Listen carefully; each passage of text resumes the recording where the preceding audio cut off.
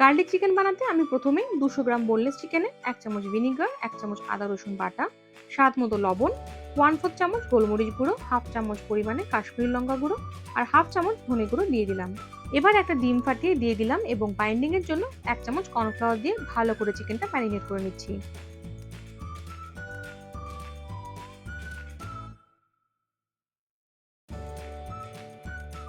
এখন একটা বাটিতে 3 চামচ টমেটো সস, 1 চামচ চিলি সস আর 1/2 চামচ সয়া সস দিয়ে ভালো করে মিশিয়ে সাইডে রেখে দিলাম।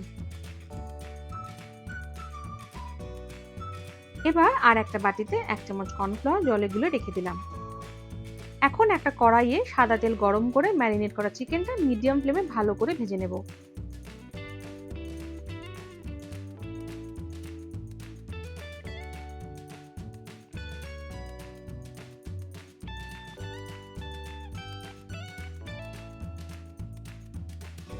চিকেনগুলো আমার ভাজা হয়ে গেছে। দেখো কত সুন্দর পারফেক্টলি চিকেনটা ভাজা হয়েছে। এবারে গার্লিক চিকেনের গ্রেভির জন্য ওই চিকেন ভাজার তেলেই দিয়ে দিলাম 2টো শুকনো লঙ্কা আর 1 চামচ রসুন কুচি। মিডিয়াম ফ্লেমে লঙ্কা ও রসুন কুচি একটু ভেজে নিয়ে আগে থেকে বানিয়ে রাখা সসের মিক্সচারটা দিয়ে দিলাম।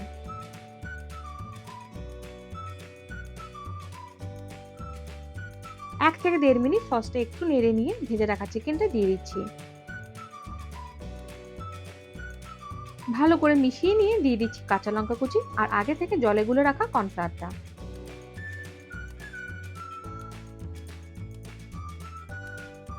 সবকিছু ভালো করে মিশিয়ে 2 মিনিট রান্না করে নিলে রেডি গার্লিক চিকেন।